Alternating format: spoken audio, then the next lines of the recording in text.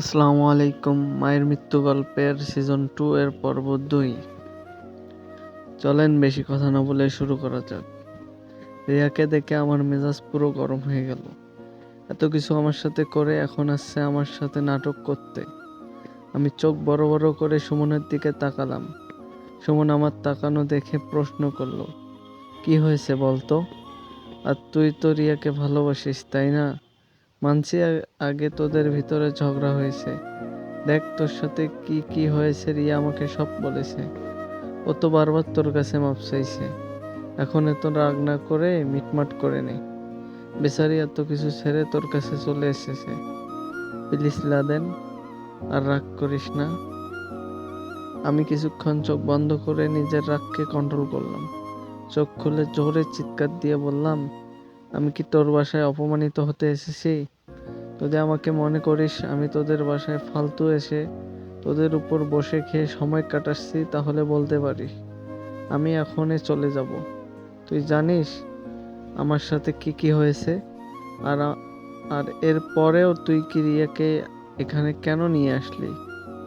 আমার এখন ওকে আর সহ্য হয় না। ও আমাকে মেরে আমার শরীরে মরিচের গুঁড়ো দিয়েছে। একবার চিন্তা করে দেখ, ও যদি আমাকে সত্যি সত্যি ভালোবাসতো তাহলে আমার সাথে কি এসব করতে পারতো? বিছানার উপর থেকে নেমে বললাম, থাক তুই তোর বাসায়, আমি চলে যাচ্ছি। রিয়া ধপ করে আমার পথ আটকিয়ে বলল, আমি এখানে আপনার জন্য আসি নাই, আমি আমার বোনের বাসায় এসেছি। ও একটু অসুস্থ, সব কাজ করতে পারে না, তাই এখন আমার ওর কাজ করতে হবে। সুমন আপনাকে বলে নাই ওর বউ প্রেগনেন্ট? আর আমি আপনার কাছে হয়তো অপরাধী। একটা কথা মনে রাখবেন, যেদিন আপনি বিয়ে করে বউ নিয়ে আসবেন ওই দিনে আমার লাশ বার হবে। এই কথা বলে রিয়া কান্না করতে করতে চলে গেল। রিয়া যাওয়ার পর সুমনের বউ এসে আমাকে বলল, কি হয়েছে ভাইয়া, এত চিৎকার চেঁচামেচি করছো কেন? ভাবি আমাকে দেখে মুখ বাঁকিয়ে বলল, রিয়া এখানে তোমার জন্য আসে নাই, আমি নিয়ে এসেছি। আরেকটা কথা, লোককে হাতে পেয়ে যদি ছেড়ে দাও পরে কিন্তু আফসোস করবা। এখন এসব কথা বাদ দাও, খাবার খেয়ে রেডি হও, মেয়ে দেখতে যাবা না? ভাবি ওই কথা বলে চলে গেল। এখন আমি সম্পূর্ণভাবে বুঝতে পারলাম রিয়া সবাইকে সবকিছু বলে দিয়েছে। আমি সুমনের দিকে তাকিয়ে বললাম, রিয়া কখন এসেছে সুমন? আমার কথার জবাব না দিয়ে চুপচাপ বসে আছে। আমি এখন সুমনের হাত ধরে বললাম, দেখ বন্ধু, রাগ করিস না। রিয়া হয়তো তোকে সবকিছু বলে দিয়েছে। কি আর বলবো, রিয়া আমার সাথে যা কিছু করেছে আমি ওকে কিভাবে মাফ করতে পারি বল? সুমন শুধু বলল, তুই এখন নিজের চিন্তা নিজে করতে পারিস। এমন নয় তো যে তুই নিজের সিদ্ধান্ত নিজে নিতে পারিস না। তবে একটা কথা বলি, যা করিস আর না করিস, হারিয়ে যাওয়ার পর আফসোস করিস না। আর রিয়াকে তোর ভাবি নিয়ে এসেছে। ইদানিং ও একটু অসুস্থ, তো এর জন্য আমার সাথে রাগ করলি সুমন? আ- আরে ধুর, এখানে রাগ করার কি আছে বল? এখন চল নাস্তা করে রওনা দেই, যেতে যেতে অনেক দেরি হয়ে যাবে। তার আগে একটা কথা বলতো, তোর বউ যে প্রেগনেন্ট আমাকে আগে বললি না কেন? আর আমার মিষ্টি কই বলতো? সুমন হাসি দিয়ে বলল, তোর সাথে আমার যোগাযোগ আছে বল। কিভাবে বলবো? তোকে যে আমার বউ প্রেগনেন্ট আর মিষ্টি খেতে হলে তোর পকেট থেকে কিনে খা, আমার কাছে টাকা নেই শালা। তুই তো দেখি জন্মের কিপটা। আচ্ছা তুই আয়, আমি দেখি তোর ভাবি কি বলে। আর তুই কি সত্যি আজকে মেয়ে দেখতে যাবি? আমি মাথা নিচু করে বললাম, আমার মন থেকে সবকিছু উঠে গেছে। তোরা যা চিন্তা করছিস তা কখনো হবে না। সুমন আর কিছু বলল না, চলে গেল। বিছানায় বসে বসে চিন্তা করছি, রিয়াকে আমি ভালোবাসি ঠিক, কিন্তু এই মুহূর্তে আমার কি করা উচিত আমার মাথায় ঢুকতেছে না। আগে দেখি কি করা যায়, পরিস্থিতি বুঝে সবকিছু করতে হবে। আচ্ছা, আমি কি রিয়াকে বিয়ে করব নাকি বিয়ে করব না? দুলাভাই কি করেন? সামনে তাকিয়ে দেখি সেতু ললিপপ খেতে খেতে রুমে ঢুকে এই কথা বলল। সেতুকে দেখে আমি বললাম, তোমার বোনের সাথে তুমিও এখানে চলে আসলে। কি করব বলেন? আমার এত আদরের বড় বোনকে হারালাম। এখন যদি এই বোনকেও হারিয়ে ফেলি, তাহলে তো আমার এই পৃথিবীতে আপু বলার মতো কেউ থাকবে না। আপনি জানেন না আপুকে আমি কতটা ভালোবাসি। আপ- আপনি আসার পর থেকে আপু শুধু কি উল্টাপাল্টা কথা বলে। সব সময় বলে আমিও কোনো একদিন আমার বড় বোনের মতো উপরে চলে যাব। হয়তো আমরা আপনার সাথে অনেক অন্যায় করেছি, যা বলার বাইরে। আচ্ছা, একটা কথা বলি, আজকে যদি আপনার বোনের সাথে এমন হতো, তাহলে কি আপনি আমাদের ছেড়ে দিতেন? একবার চিন্তা করে দেখেন। আপনি হয়তো দেখেন নাই, আপনি যাওয়ার পর থেকে আপু প্রতিটা রাত কান্না করে পার করে দিয়েছে। আমি কি করব বলেন? আমি ছোট বোন হয়ে শুধু দূর থেকে দেখি। যদি আপু কোনো অন্যায় করে থাকে তাহলে আমাকে শাস্তি দেন। তাও প্লিজ আপুকে ফিরিয়ে দেবেন না।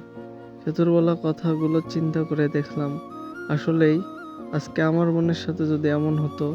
আর আমি এখন নিচ থেকে দেখেছি রিয়া আমাকে কতটা ভালোবাসে। তবে আমার ভিতরে ইগো যে মানছে না। সেতুকে আমি বললাম, তা তুমিও এখানে চলে আসলে? সবাই মিলে কেন আমার পিছনে পড়ে আছো বলো? আমি ছাড়া কি পৃথিবীতে কোনো ছেলে নেই? নিজেকে বিশ্বের বিরাট বড় হিরো মনে করলেন নাকি? আমি নিজেকে হিরো মনে করি আর যাই করি সেটা তোমাকে কেন বলবো? আর তোমরা পরিমেরা না জিনদের বিয়ে করো? হঠাৎ করে এমন আঠার মতো মানুষের পিছনে পড়ে আসো কেন? আপনি তো দেখি খুব বেশি নাটক করতে পারেন। মিষ্টি খেয়ে বলছেন আমি মিষ্টি খাই না। মিষ্টি খেয়ে বলছেন আমি মিষ্টি খাই না। আচ্ছা, আপুকে ছাড়া আপনি কি ভালো থাকতে পারবেন? সে তো দেখো, আমার মেজাজ গরম হওয়ার আগে এখান থেকে চলে যাও, নইলে কিন্তু খুব খারাপ হবে বলে দিলাম। তুমি আমার সাথে কি কি করেছো মনে আছে তো? এই জন্য বলছি আমাকে পুরনো কিছু মনে করিয়ে দিও না, নইলে কিন্তু খুব খারাপ হবে বলে দিলাম। সে তো মন খারাপ করে বলল, সত্যি আপনার মতো কোনো মানুষ হয় না। আজকে একটা সত্যি কথা বলি, আপু আপনাকে যদি না ভালোবাসতো, তাহলে আমি আপনাকে পাওয়ার জন্য যুদ্ধ বাঁধিয়ে দিতাম। জানেন, আমার আপন বড় বোন মারা যাওয়ার পর থেকে আমার মানুষ জাতির উপর এত রাগ হয়েছে বলার বাহিরে। আর এখন আপনাকে দেখে আমি আফসোস করি। আপনাদের মন মানসিকতা অনেক ভালো। হয়েছে তোমার ডায়লগ দেওয়া? যদি হয়ে থাকে তো এখন যেতে পারো। তোমার হাত ধরে বলছি, আমাকে আর বিরক্ত করো না প্লিজ। তো মুখ বাঁকিয়ে বলল, এখানে এসেছি শুধু আপনাকে দুলাভাই বানানোর জন্য। আমিও দেখে নেব আপুকে রেখে কিভাবে অন্য একজনকে বিয়ে করেন। এই বলে সে তো রুম থেকে বেরিয়ে গেল। মনে মনে বললাম, সকাল সকাল আমাকে সব কয়টা পাগল বানাইতে এসেছে।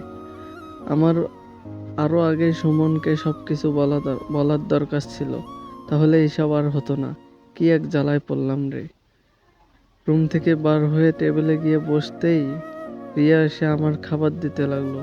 মনে মনে বললাম, যে একটা রাজ্যের রানী, তাকে বরং খাবার দেওয়ার জন্য ৩-৪ জন দাসী নিযুক্ত থাকে, আর আজকে সে আমাকে কিনা খাবার বেড়ে দিচ্ছে। বিষয়টা চিন্তা করার মতো। বলার মতো ভাষা আমি হারিয়ে ফেলেছি। রিয়ার দিকে আমি ভালো করে একবারও ফিরে তাকাই নাই। জানি রিয়ার দিকে তাকালে ওর মায়ে পড়ে যাব। হঠাৎ করে সুমনের বউ কিচেন রুম থেকে বার হয়ে বলল, ভাইয়া সবকিছু রেডি আছে, এখন শুধু তুমি খেয়ে রেডি হয়ে নাও। এই কথা বলতেই রিয়া আমাকে সামন থেকে এই কথাটা বলতেই রিয়া আমাদের সামন থেকে চলে গেল। ভাবি আমার মাথায় হাত দিয়ে বলল, তুমি আমাকে যেদিন বাঁচিয়েছো, এখানে নিয়ে এসেছো, সেদিন থেকে আমি তোমাকে নিজের বড় ভাই মনে করি। ছোট বোন হিসাবে একটা কথা বলি ভাই, মন খারাপ করো না। আমরা মানুষের ভিতরে কত ভুল হয়। অনেক সময় দেখা যায় আমরা ইচ্ছার বিরুদ্ধে ভুল করে থাকি। এমন ভুল তো সবার ভিতরে হয়। আমি তোরে অন্য কিছু বলবো না। তুই যেটা ভালো মনে করিস তাই কর। সবকিছু শেষ হওয়ার পরে কিন্তু আর আফসোস করিস না। মানুষ বলে ভালোবাসার জন্য সবাই নাকি সবকিছু করতে পারে। আর তুই তো আজকে হয়তো নিজ চোখে দেখলি রিয়া রাজপ্রাসাদ থেকে কোথায় এসে পড়েছে। আসসালামু আলাইকুম। মায়ের মৃত্যু গল্পের দ্বিতীয় পর্বের এখানে শেষ করলাম। আমার চ্যানেলে 10 মিনিটের উপরে ভিডিও দেওয়া যাচ্ছে না। পার্ট 2-র পরের অংশ চ্যানেলে দেওয়া থাকবে, দেখে নেবেন সবাই। সবাই ভালো থাকবেন, সুস্থ থাকবেন। আল্লাহ হাফেজ।